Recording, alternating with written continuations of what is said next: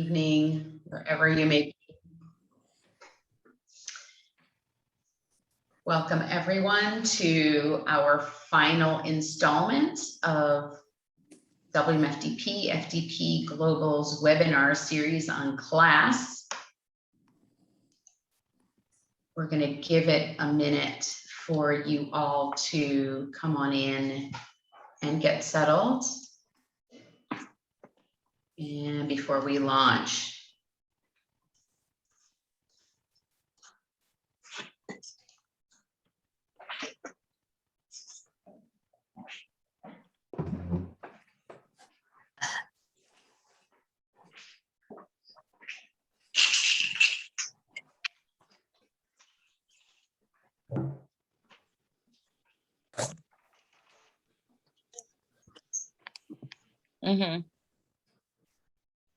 Got it.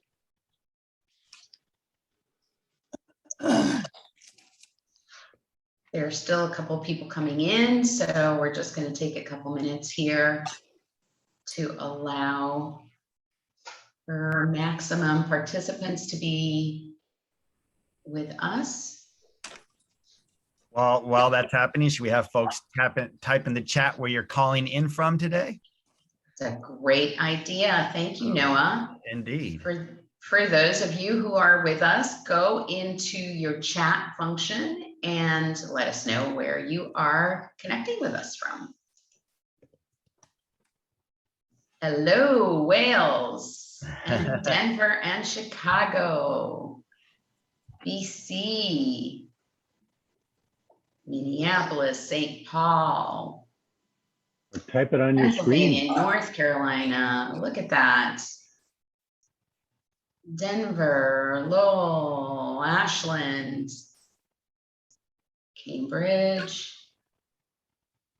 Hello, Texas. And Georgia.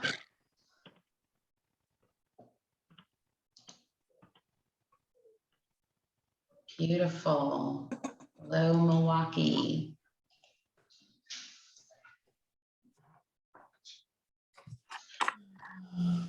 Does it look like our participants list has slowed down? I think Yes. it has. Yes. All right. Well, let us get started then. Hello and welcome everyone to WMFDP FDP Global's third and final installment on class for our webinars. I'm excited to be here with you today. So glad that you joined us. So today's installment is going to focus most heavily on class in the workplace. Our first installment in April, we started talking about class and caste and what it means, particularly a little bit globally and a little bit US. Focus. Last month, we looked at class and caste and how it intersects with race. And then we end the series today with an exploration on how class and caste intersects in the workplace. And so we'll be looking at things like, does classism exist in our workplace? And how do we notice it, or do we notice it? As usual, we're going to be looking at this issue as a systemic issue, as well as at the personal level. And so we are going to, and we're also going to be a little more interactive with you all as participants than we have been in the prior sessions. So there'll be some a breakout opportunity for you all to talk with each other. And there'll be some large group conversations between the panelists and the participants, as opposed to the last time. So let's do introductions. I want to welcome our wonderful panel of presenters and give you an opportunity to introduce yourselves. So Keith, can we start with you, please? Sure. Just make sure I'm not on mute. Good morning, everyone, or good afternoon, wherever you're at. I'm Keith Blocker, consultant with WMFDP. I come here today with over a decade of experience around diversity, equity, and inclusion. Originally from Philadelphia, Pennsylvania. Often shared that I grew up in extreme poverty. So thinking about this class conversation, I would say that I grew up very poor. Fortunately, I can't identify as being poor right now, but I'm really interested in having this very important, nuanced conversation about the intersections of class and race. And I'm excited to get feedback and some really good content from my colleagues, and looking forward to hearing more from the other participants today. Thank you very much. Yeah, thanks, Keith. How about you, Anita? Hi, everyone. I'm sitting here in Seattle, Washington today, and also I'm a WMFDP consultant for about 4 or 5 years. And I'd like to introduce myself as socially mobile. And what that means is, if I think about the definition of social class, my social class origins are that of working class family who came to the UK as refugees from India. Neither of my parents graduated past middle school, and their occupation was shopkeepers, which is quite different now to the position my son sits in and how he would describe his parents, where we would probably be upper middle class with multiple degrees, both at the bachelor's and advanced levels. And our occupations reflect that. So I thought it would be interesting to just introduce myself that way from my class of origin. Thank you, Anita. Noah. Yes, thanks so much. Appreciating the tone that Keith and Anita have set in their introductions. I'll follow suit. Professionally, I've worked with WMFDP, FDP Global for about 10 years now. And prior to that, have a track record of doing inclusion and equity work with different public school districts. As far as kind of class origin, really similar and very different from some of what Anita just shared, in that my parents are immigrants in America. They, on my dad's side, actually immediately escaping the Holocaust in Europe. And they should be, not should be, but that, that origin grew up poor and grew up a refugee. But in America, something happened that gave my parents access to a different class background. I grew up working class, not poor. And I am certainly, I would say somewhere in the middle class, or I even say upper middle class sometimes. I don't own a lot of properties, but my salary and educational background have definitely set up my family for a different future. Thanks. Really glad to be here today. Yeah, thank you, Noah. And I'm Amalia Alárcon Morris. I've been with WMFDP as a consultant for almost 18 years, doing diversity, equity, inclusion work in the United States, Latin America, and other parts of the world. And I am someone who grew up poor. I grew up in Puerto Rico, and my experience of poverty in Puerto Rico was different than it was once I arrived in the United States, where it was a lot more marked and I was a lot more aware of it than I was back in Puerto Rico. And just recently, I saw a statistic, I believe it said something like in the United States, only about 4% of people that are born in poverty actually leave that state and move up in terms of socioeconomics, which was, I guess, surprising to me, given the whole anyone can make it in the United States ethos, and sort of got me to wondering what it is that allows someone to make that move when so many people are not able to. So welcome, everybody, and thank you, panelists.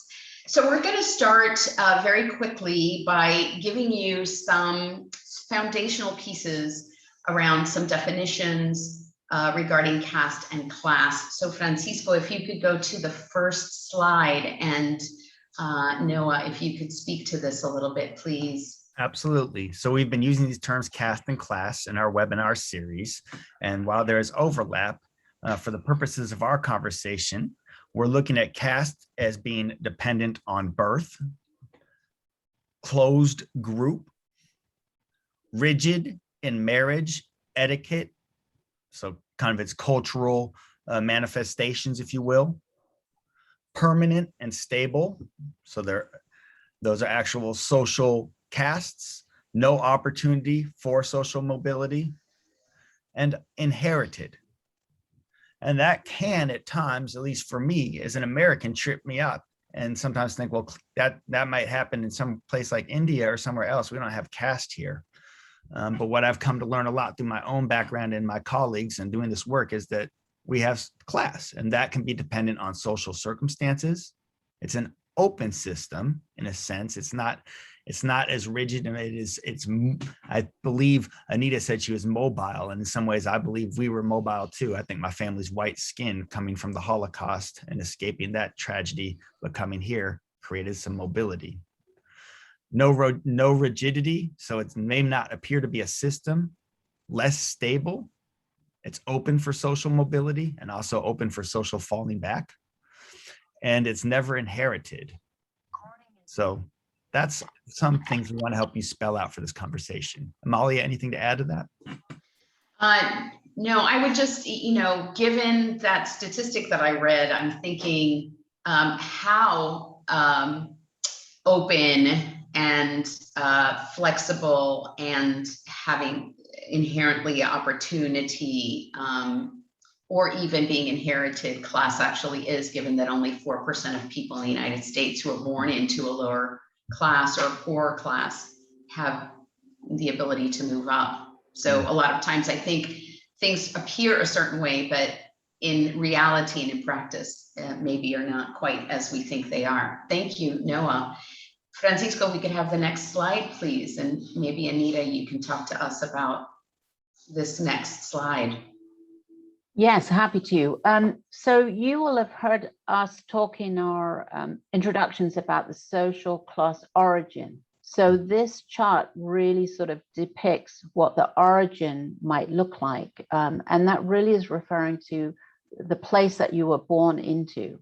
And so on this sort of ladder, if you like, of social classes, you can begin to see how education, occupation, and income really are the characteristics that define the social class that you at least begin your journey in life. And earlier on the earlier slide, it said it was an open system. What it meant by that is there is the opportunity to move up, but as Amalia is saying, that opportunity may not be equal for everyone. I describe myself as socially mobile because I feel that I have been able to traverse some of the rungs on this ladder. In fact, in the US, only about 7.5% of the population are able to move up 5 or so of these rungs, which actually is half as much as in the UK or Canada. So again, it sort of does beg the question, why in the US are we sort of impaired relative to other places in the Western world? So again, just a grounding slide to make sure everyone's comfortable and aware of how we might think about the class system here in the US.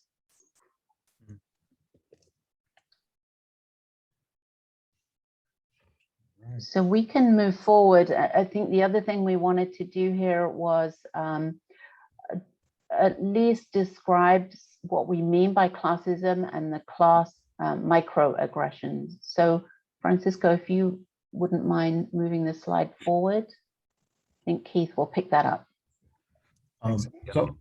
Thank you. So here we're going to talk a little bit about class and microaggressions. We just got a definition of class. So I'll talk a little bit about microaggressions. Microaggressions is often what is described as the sometimes ongoing comments that are made or things that are or insults that are directed towards an individual or a group that can be sometimes thought of as a compliment, but have a nuance of an insult in a particular statement. And I'll give you an example. When I think about going to networking events and how you communicate and connect with others, one of the first things we tend to ask people what do they do, right? And someone said to me when we asked that question, it's a way to figure out how do you treat someone based upon how they answer that question.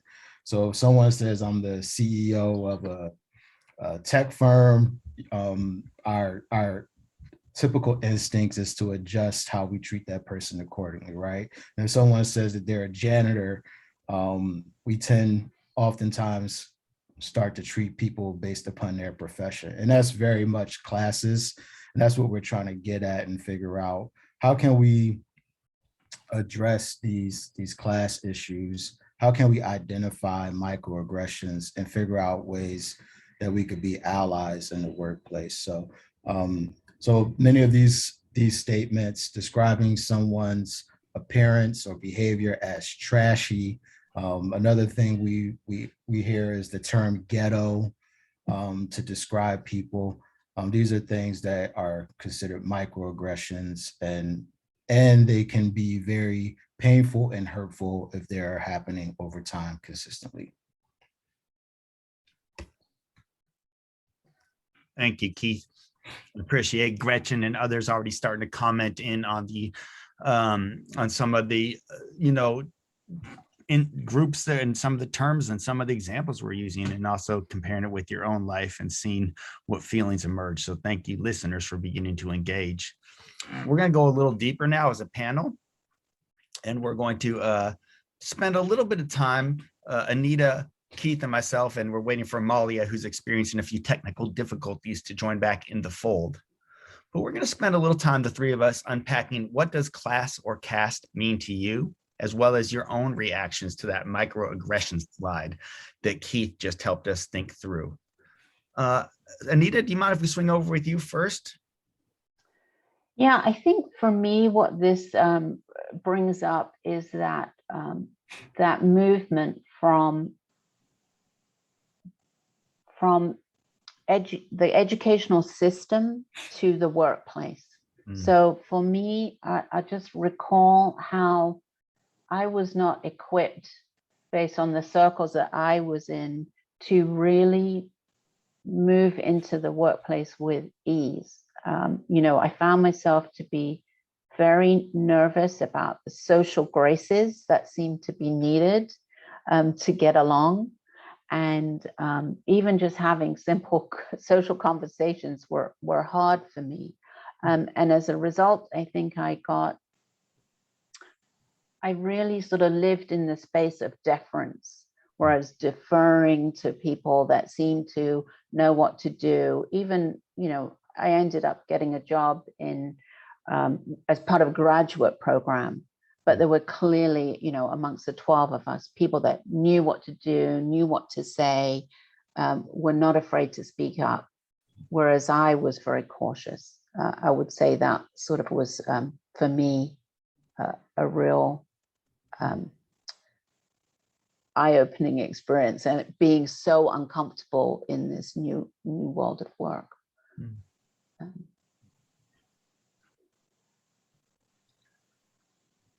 Keith, Amalia, are you back with us? Okay. Keith. Yes, I am. Sorry.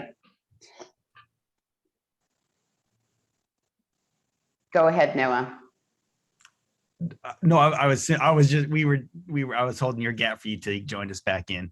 We're in the first panel round, and Anita has just shared out kind of her take on class and caste on the microaggression slide.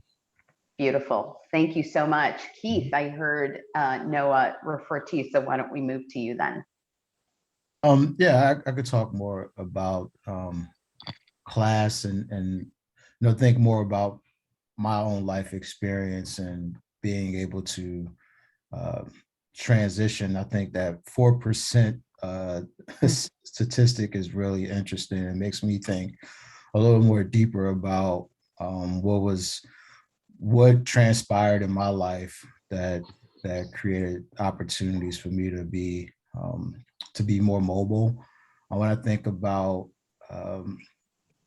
entering in the professional world, I consider myself fortunate in a lot of ways. I always had allies in certain spaces and places where that helped me be successful, right? And I think that's one of the difference makers is having people in particular organizations that can help you understand how to navigate situations, that can help you understand the dynamics of a culture, often those unwritten rules that can oftentimes create barriers in the workplace. So again, this is a really interesting conversation, and looking forward to hearing more people's thoughts. But the ability to be mobile in the United States of America obviously is clearly challenging. There's another statistic that I think is really interesting, and I wonder how that correlates with the 4%, which is there's often, I heard that 88% of millionaires are quote unquote self-made millionaires, meaning that only 12% of rich and wealthy people became rich and wealthy through an inheritance. That's something I definitely want to explore more. I think that's really interesting. But that just the juxtapose that 4% of people that are able to be mobile with 88% of people who have been able to create their own wealth, to me is a really interesting dynamic. Great, thank you, Keith. What about you, Noah? What are your thoughts? It's a good discussion so far. For me, just similar to when I was unpacking that class and caste chart, I didn't grow up, even though my parents in particular had a much different first generation in this country experience than I did as a second generation growing up here experience. I didn't grow up knowing, I guess, thinking about class or caste. I grew up in what I would describe as a working class white neighborhood. I grew up in a family that there was food, clothing, shelter, and the abundancy to even take a trip once or twice a year. Not necessarily a quote unquote exotic trip, but a trip nonetheless, which is already a privilege, as I've come to find out. I would also say that we weren't necessarily a materialistic family. So my parents weren't, money was appreciated and it was a resource, but I don't know that it wasn't talked about. It wasn't put out as the be all end all. And what that did for me in my own microaggression sense, I would say, as I came into my own profession and also have done, have accelerated where my parents left off in the economy with my own career. I didn't always, and nor do I always ascribe to materialism all the time myself. And I know there have been times when people have come from more challenged economic backgrounds than I have. I have maybe diminished talking about money or the impact of money and rather highlighted the mission of the team or the work or us coming together and what we were going to get done and the importance of that, which is something I kind of learned from my family of people working together and accomplishing things. And that's true. But I also have come to understand, even in my own little way for myself, and certainly for people that I have economic privilege above growing up, that it is also important to create space to talk about economic advancement and economic haves and have-nots. And that's hard to do for me sometimes. Great, thank you so much, Noah.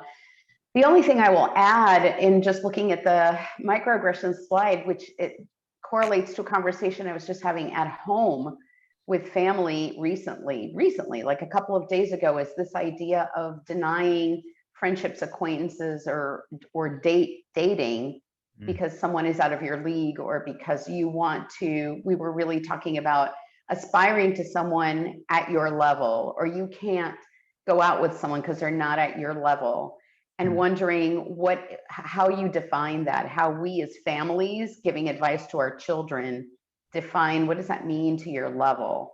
Does that mean socioeconomically at your level, educationally at your level, as a human with their values at your level, and how much do how much does this result in our kids cutting themselves off from having really significant, wonderful relationships, or limits the pool of people they could have wonderful relationships with, because we're giving our kids a message that reinforces classism.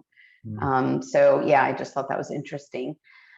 Thank you. So I wanted to say to you all participating in this webinar with us today, that at the end of our time together, we are going to invite you all to share some actionable tips that you yourself have maybe heard of or implemented to resist classism in the workplace. We're going to ask you to put that in the chat box towards the end of our time together. But we want to let you know in advance so you can start thinking about what it is that you might want to share with others, and maybe take a note or two. And after the webinar is over, you will get that list that is generated by the participants in your follow-up email. So that is something that we could use as a resource afterwards, mining the collective wisdom of all of you that are here with us today. So we are now going to move into our breakout session. And so our producer is going to put you all in groups of 4. There may be a group of 3 or maybe a group of 5, depending on the total numbers and how the math works out. But essentially, we're asking you all to have a chat with each other about this topic, and 2 prompt questions for you all to consider. At the personal level, are we conscious of how language, or rather at the systemic level, I'm sorry, are we conscious of how language and images in society reinforce our class values? And then on a personal level, how do you find yourself adapting or code switching in the workplace when you think about class or other aspects of your identity? So you can pick whichever one of these 2 questions resonates for you. You don't all have to agree in your group as to which you might address, but it is 12 minutes. So make sure you share the airtime. It'll go by fast. And I believe the prompts will be in the chat so you can reference them. Systemically, how are we conscious, or are we, of how language and images in society reinforce our class values? And how do we find ourselves adapting or code switching in the workplace in terms of class and or other aspects of your identity? So Francisco, when you're ready, we'll put you into groups. Turn on your cameras if you can in your small groups, please, so you can see each other's faces. And then we'll come back and have a large group chat about how your conversations went. And come off mute. Yes, that's right. Turn your mics on when you are in your small group so you can interact fully. Whenever you're ready, Francisco. Opening the rooms now.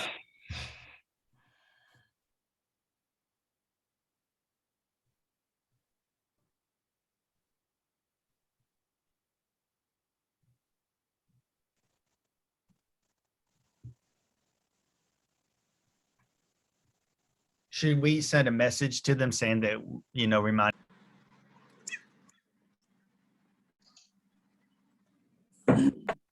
Welcome back, everyone.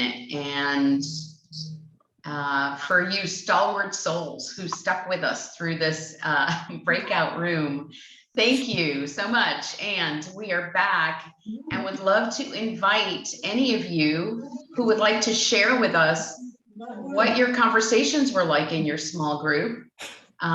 Please do so. And you can do so one of 2 ways. You can type in the chat, or you can turn your mic on and share with us what your conversation was like. And for those of you who are not speaking, just make sure that your microphones are off to reduce echoing and other background interference. But whoever would like to share with us, what was your conversation like on these questions?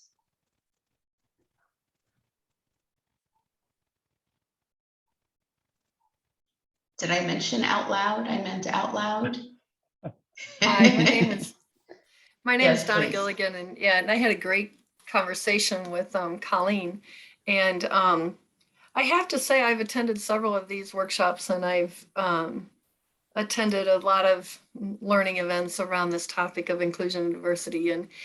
And I must say that the class and caste discussion evoked more personal emotion than intellectual emotion. So many of the others, I'm kind of on the outside looking in and really want to understand and deeply other-centered.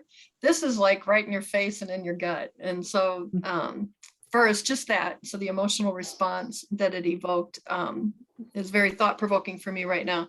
And then secondly, I think tying that and tying the 4% data that you shared together, I think, at least for me, it's like within my family, I was the 4%, but the rest of my family isn't. And so it's very interesting that it's not an answer for all family members. It's an individual journey, it seems to be, as I learn more and more. So thank you for this.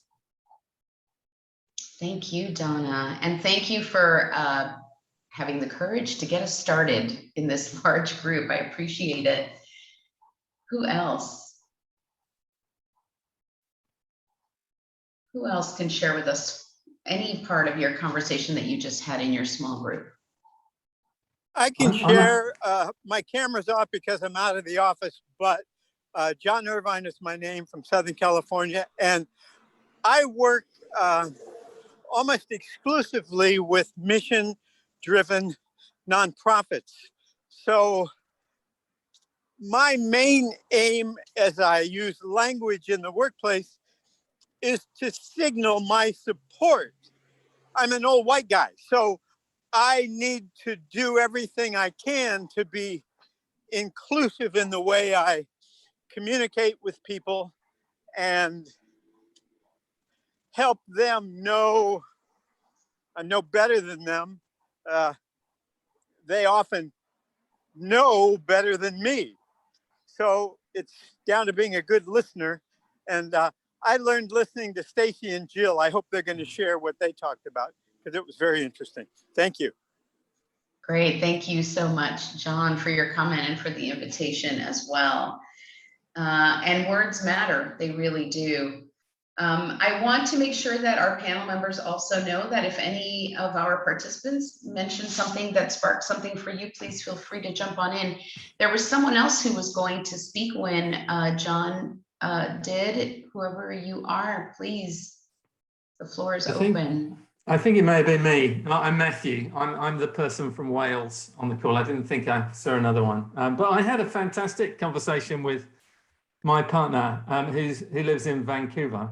And I live in Wales, but we both grew up in different locations, both of which were islands, which are pretty, I guess, monotone might be a way of sort of putting them in terms of kind of racial background, you know, so largely very white. We both reflected on the fact that until we went to high school, wouldn't have really seen anyone of color, you know, maybe, I mean, I would have on holiday. I'm fortunate enough to go on holidays and things, but not actually where I grew up. And I think it was similar for my partner. But we both reflected on how curious actually we are about other cultures and how much of and in my partner's case, you know, she lives in an area which, you know, she's maybe 30% Caucasian or white. And for me, my work, largely like John, has spent a lot of time working with nonprofits in different locations all around the world, and so in a very different space. And we're just sort of just talking about that and the degree to which, you know, that experience, you know, there may be some, you know, anecdotal stuff that says your experiences of people, you know, when you're young sort of shape your impressions of people when they're older. But actually, if you don't have many experiences at a personal level when you're very young, could you be just very open-minded to different possibilities or curious because you don't have those experiences? Was something we were talking about.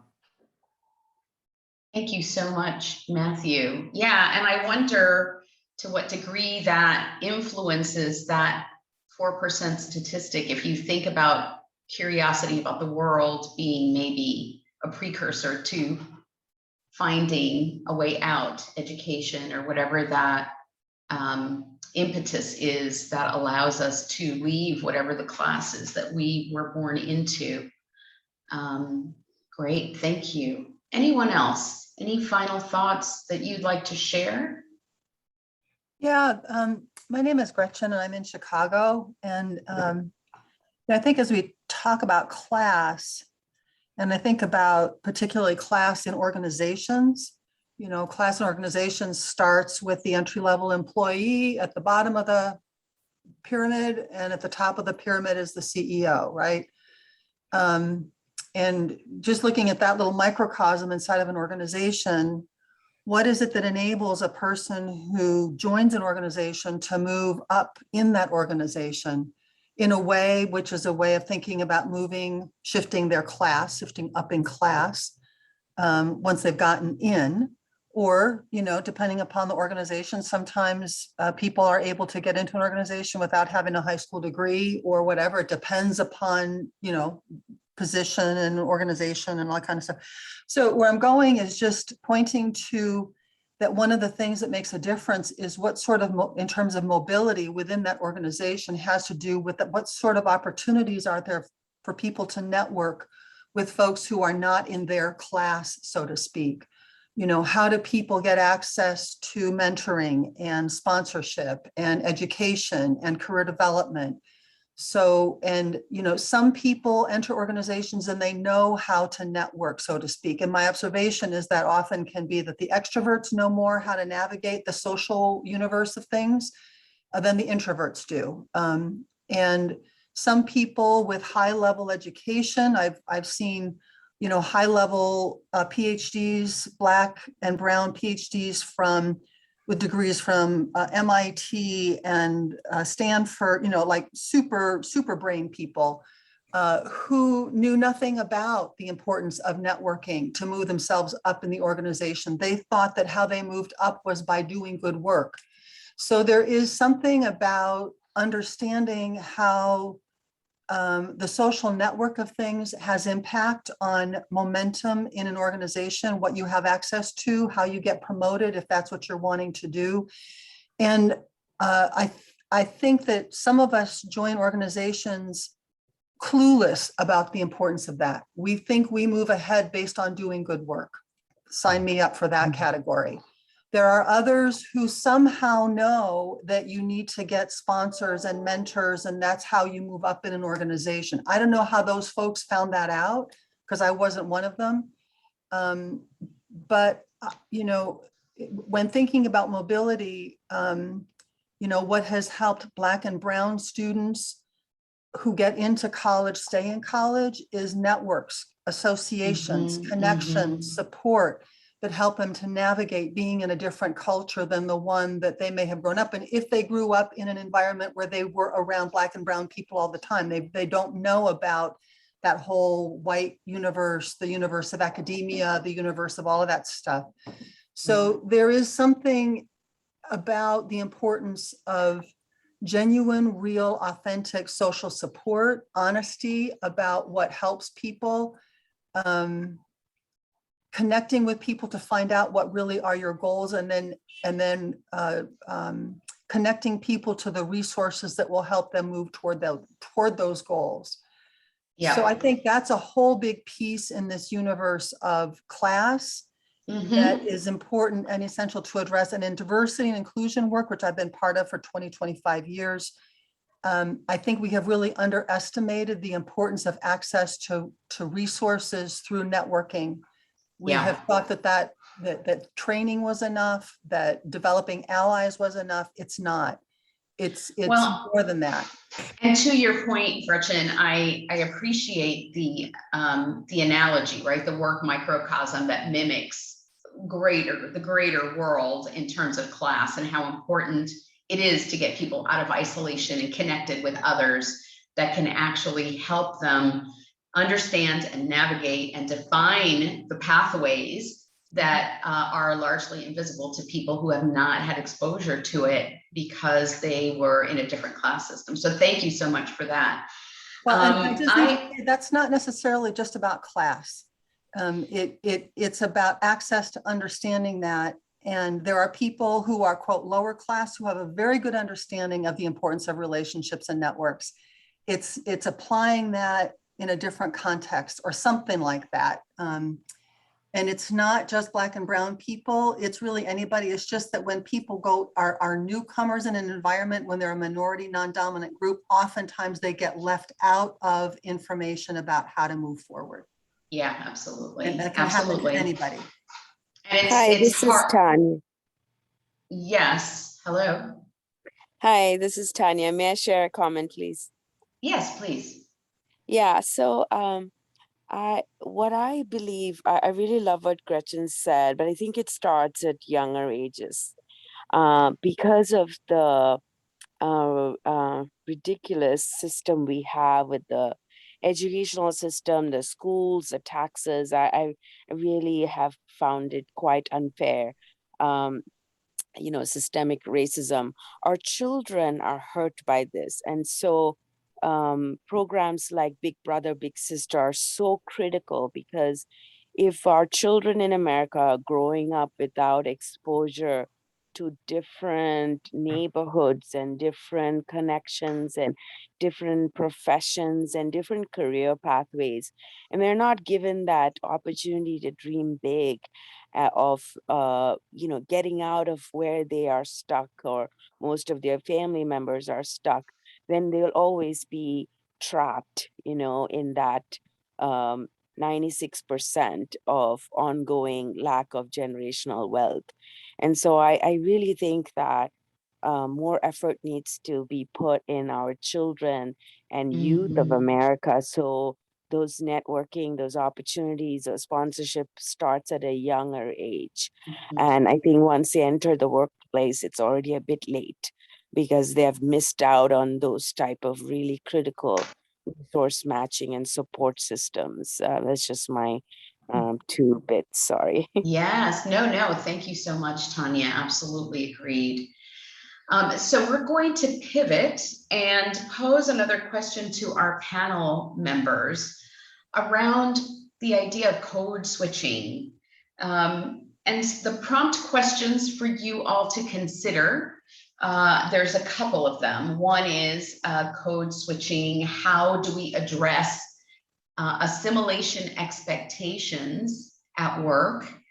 And a second prompt set of questions: how long do we tolerate code switching, and is it different based on what generation you identify with or belong to? So let me open it up for, let me ask you, Anita, if you would get started with some thoughts you have on this.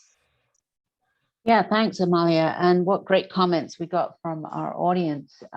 So for me, I think, again, thinking back to that first job and the sort of first move into the workplace, code switching was a monumental task for me, like figuring out how to fit in to the culture that I was walking into was a huge effort.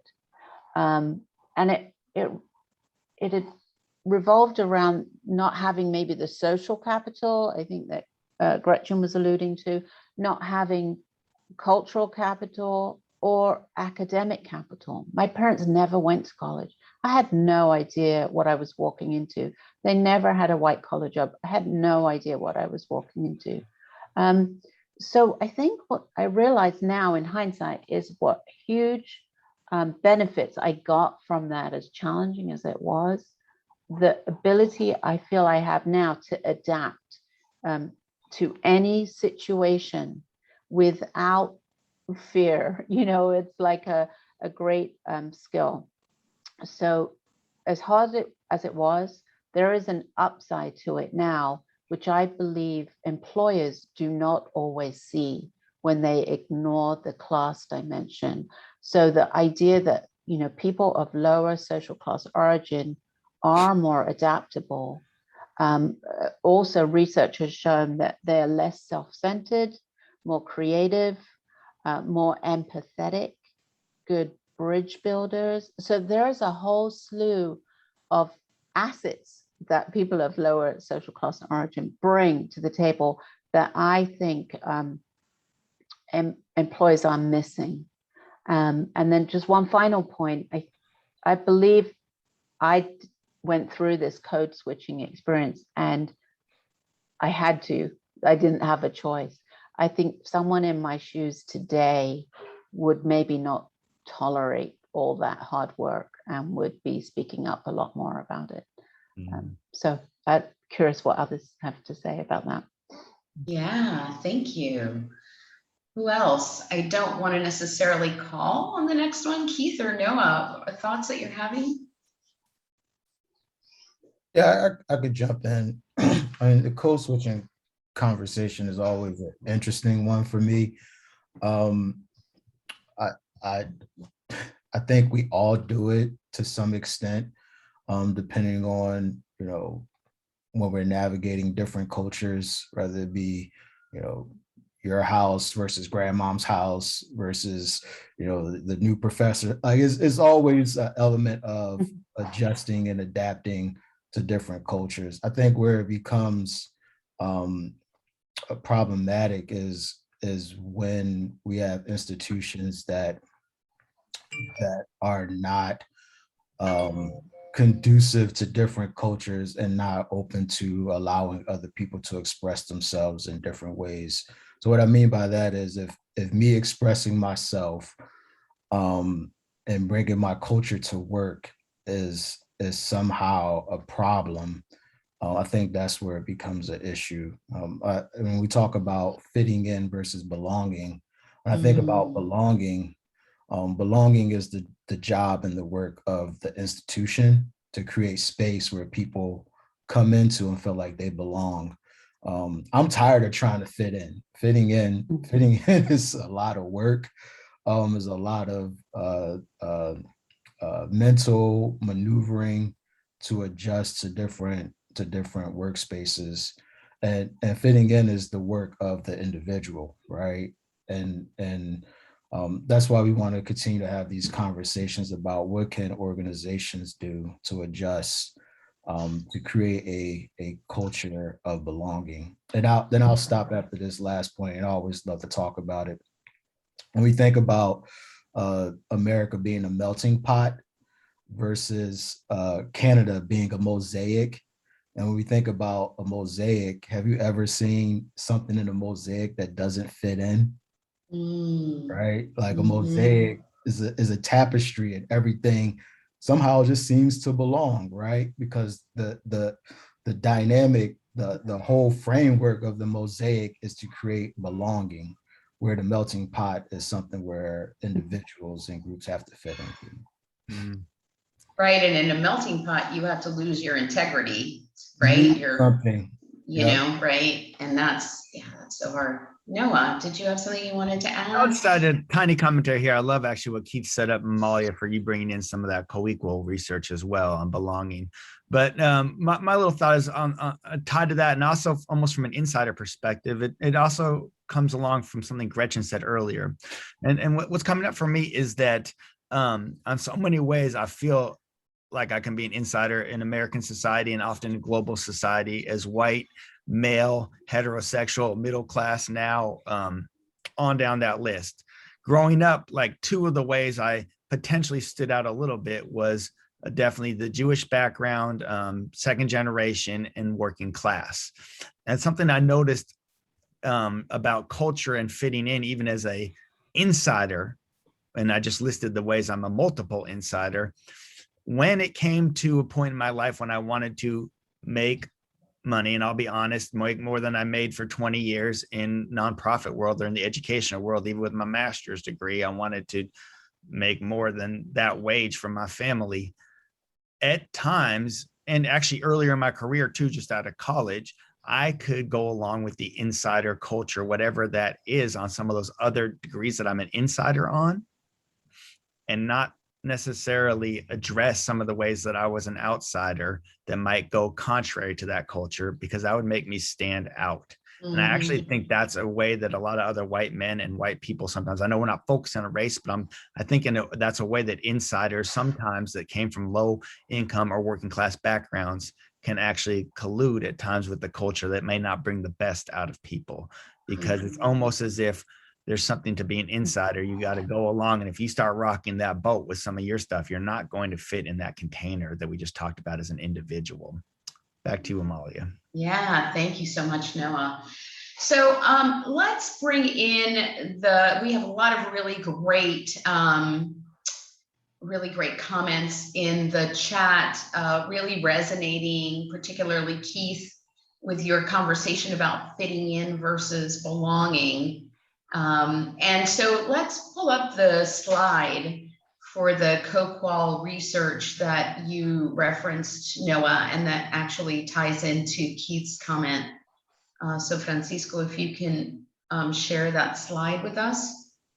And co-qual is an organization that has done some research just recently across, I think they spoke to something in the neighborhood of 40,000 people working in corporate settings, talking about this idea of belonging.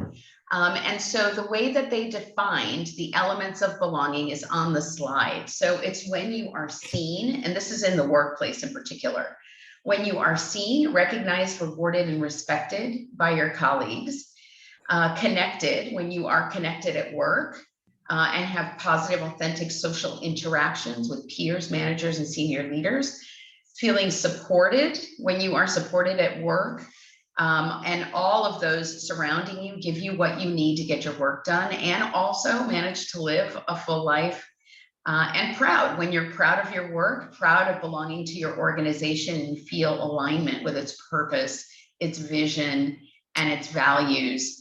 And in the chat, you will see the link to the co-qual report. It's really fascinating, and I really encourage you to bookmark it and take a look at it when you have a moment. But based on that, let's go back to our panelists, and maybe we can start with Keith this time. So now that we have entered into these hybrid workspaces where people are coming to us from their living room part of the time versus being in a workspace part of the time, what are some of those consequences related to class regarding this environment that we all are finding ourselves in increasingly? Any thoughts about that? That's an interesting one. I think just the first thing that comes to mind is, and I think this is loosely connected to class, is it's kind of this tension between cameras on and cameras off. Now that we're in this virtual world, and there are people that argue that is another form of control, particularly with people who are in a higher, upper levels of management or a hierarchy. The idea that not being able to see you or observe you, or essentially police your behavior because you're not on camera, is an interesting thing that managers or supervisors feel like they have less control. Well, that's something I've just been reading about, and it's been kind of a social media dynamic or social media conversation that's been happening around the workspace and the virtual world. Others? Perhaps something I can add here too is the idea that we are working in this different state, the hybrid state, and the other thing that's going on right now is what people are referring to as the great attrition, and how employees are really feeling the sense that they can pick up and leave. I was just looking at a McKinsey report that said at least 40% of employees feel that at least somewhat likely that they will move in the next 3 to 6 months, which is huge. And then when employers, try to figure out what the problem was, they thought it was about compensation and work-life balance. And actually, what employees are saying is about belonging. Over half of them are coming back to, the elements that we just shared in terms of belonging. And so I would love for co-qual to cut that data so we could see it by social class origin and begin to understand more clearly, what is it that people need in order to be able to stay. I think if I was sitting in a corporation right now, I'd want to know that for my population, because my hunch is that what those employees need to stay is more support for not only their careers, but their families. They need support for childcare. They need support for parental care. And so we're beginning to have to rethink about what that package looks like from an employer perspective. And I think, there's a bit of a gap right now until employers start doing that work of digging. Well, and I think about just going back to this idea of how our class structure is emphasized or reinforced in this environment that we're in right now. And I think about people's living circumstances. And when you're on camera, you're seeing this space behind me. It's my home. I'm coming to you from my home. And if I live in a small space and I also have children and my children are online learning, if that's a situation, then how do I manage my work life when I have a small space and I have other people in my space that require the same space that I need to do my job, or whether I feel comfortable comparing the background that you see from my house to the background that someone else on screen has that looks perhaps more professional than mine does, and how that reinforces. I also think about other things, not just this hybrid workplace idea, but also, for example, I know that my husband came from a similar class background than I did, and he joined a financial advice firm, of one of the big financial advisor firms. And it became very quickly apparent that if you did not have networks that came to you from family or from college relationships, that you were just not going to be able to succeed in the way that other people were succeeding. If you didn't have your fraternity brothers and your legacy people in your family from universities, et cetera, that you reached out to possibly become your clients or refer you to other clients. And so you find companies that are saying, we want to bring in people who are more diverse to sort of diversify our team of advisors, but they don't have anything in place that actually helps make up for the gap that exists for people who do not have those wealth networks through their family connections or school connections. And that usually sticks out in my mind when we think about these, how class gets reinforced. And the other thing I was thinking is something that you said, Anita, in the last webinar that we did, or maybe the first one that we did, about how one of the challenges for workplaces is that class is not a protected class, if you will. So how do you gather data, or what is the impetus for anyone to gather this data? And how does that impact our capacity to see class and its impact in the workplace? And I don't know if you have any thoughts about that you'd want to share. Actually, I have been noticing a couple of organizations have begun to gather that information. Spotify, for example, does begin now to ask questions about parental occupation and degrees. So that's, I think, one way of doing it. I think encouraging all organizations to think about how they might begin to at least understand what their population looks like will be important. There are no goals today, so if organizations could at least a deadly shooting in begin to track that, it would be a start. Absolutely, thank you so much, Anita.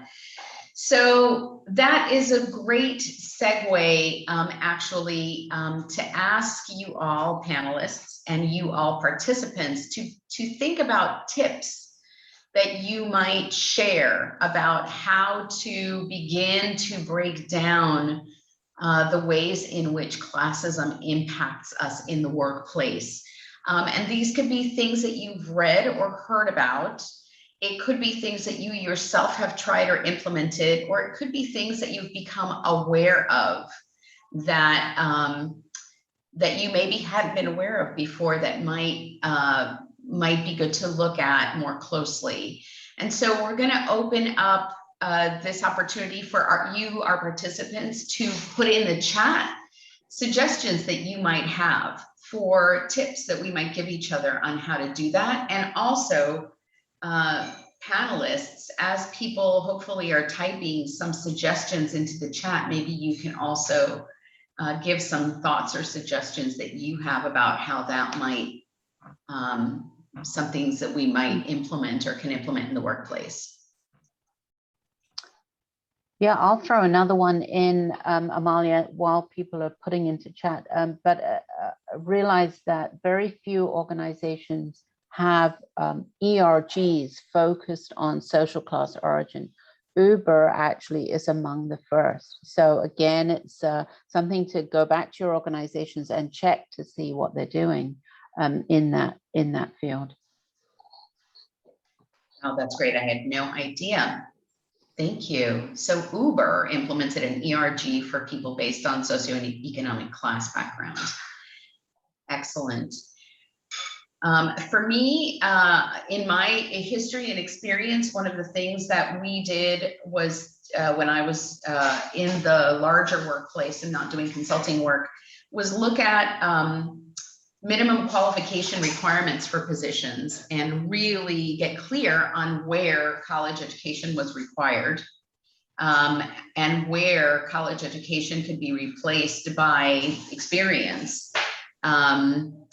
And we found that that really opened the door for us to bring in, I was working in local government in Oregon, and it really opened the door for us to bring in a variety of people of different backgrounds to join our team. And we found that that was really, especially given what you said, Anita, about the kind of resiliency and resourcefulness that people come with who have an adaptability, it really brought some strengths that we don't necessarily think of as additional strengths or qualifications when we look at job candidates, but we definitely started to see an additional spark added to our teams in terms of the way we approached the work that we did.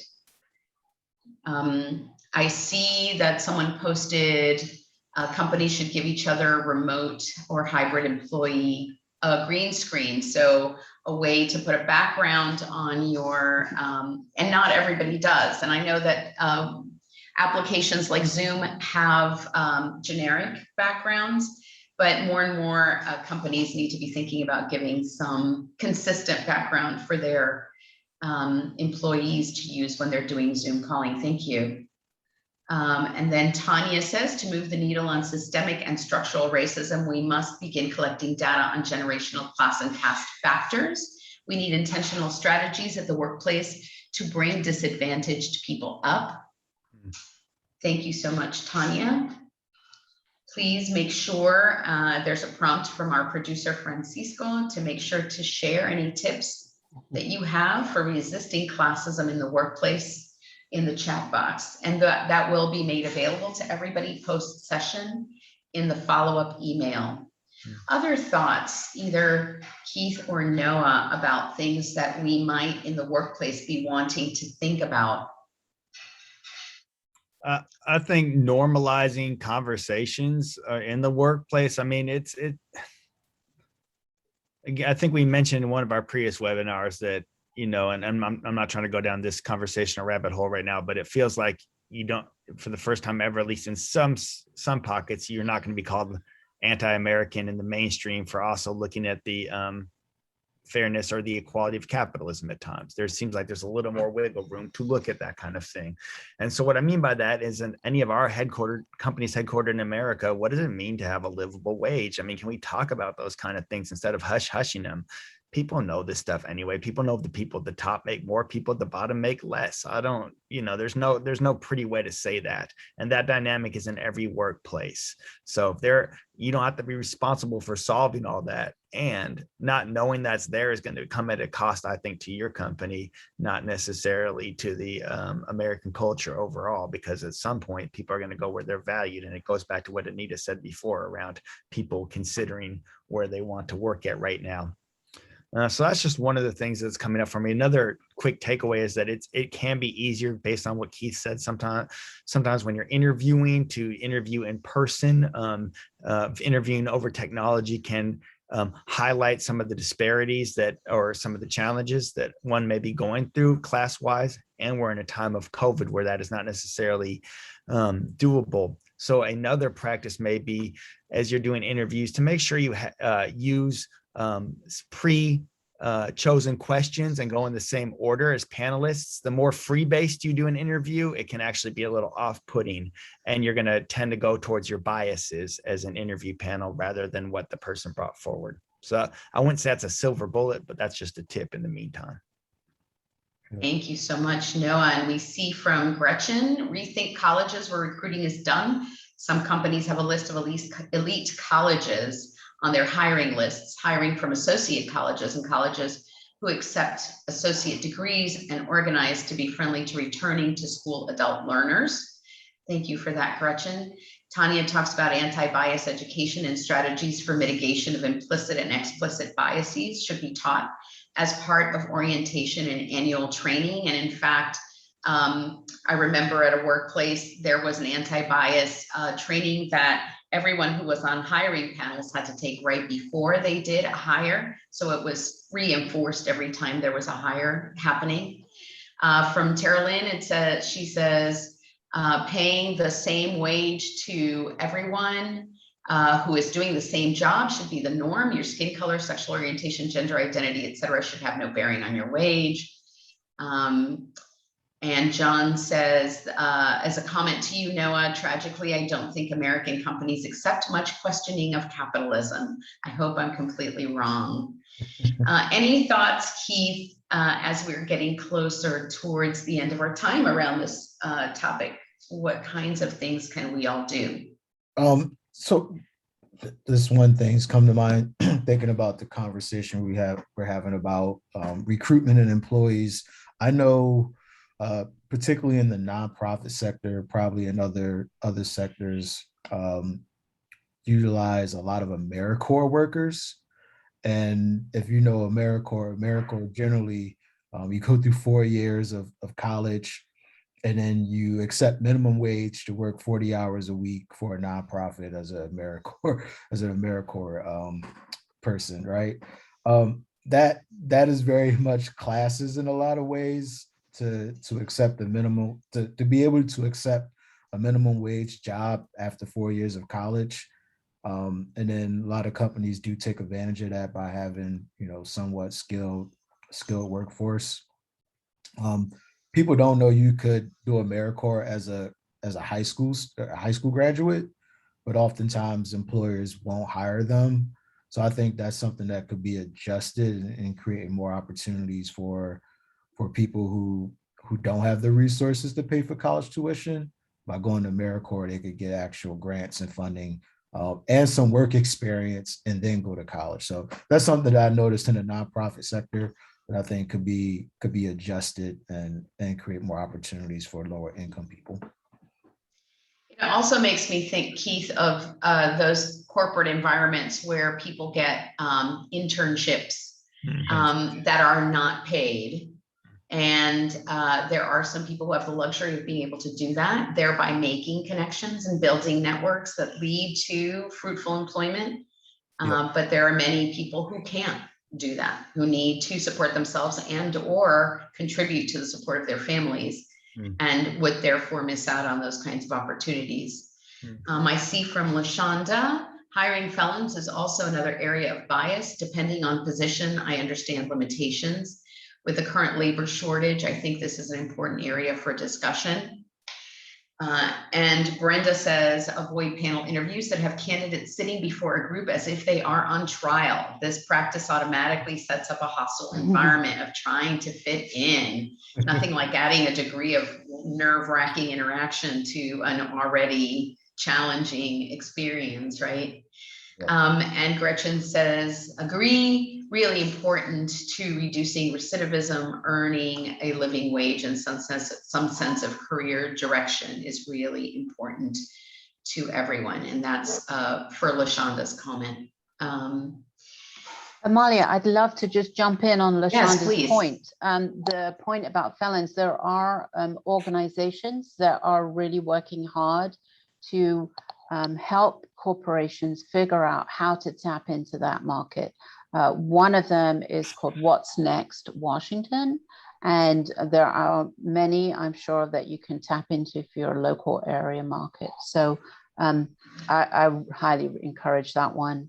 And then the other thing that comes to mind for me is in the USA, at least, there's a lot of effort put into first generation college students.